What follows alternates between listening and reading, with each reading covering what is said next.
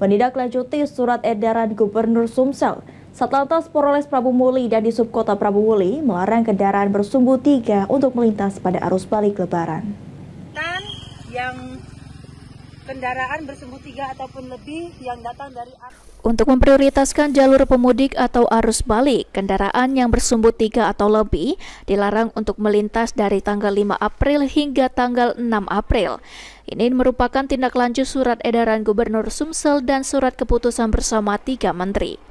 Kendaraan yang bersumbu 3 atau lebih dilarang melintas dilakukan untuk memberikan rasa nyaman kepada pengendara arus balik Lebaran Idul Fitri.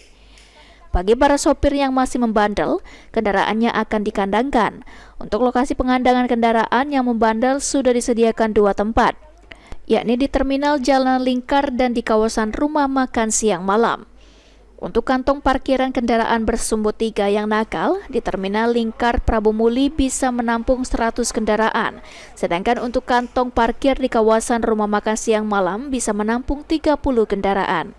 Kegiatan ini kami menindaklanjuti daripada surat edaran Gubernur dan surat keputusan bersama 3 menteri yang dimana terhitung pada tanggal 5 April 2024 sampai dengan 16 April 2024 yang dimana kendaraan yang bersumbu 3 ataupun lebih dilarang melintas guna kita menjamin kegiatan mudik yang dilakukan oleh pemudik menjadi aman, nyaman, dan menjadi mudik yang ceria sesuai dengan visi dan misi daripada Bapak pimpinan kita.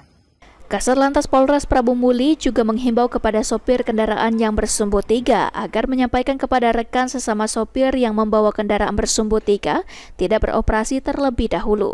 Kalau memang masih tidak mengindahkan surat tersebut, maka kami kandangkan.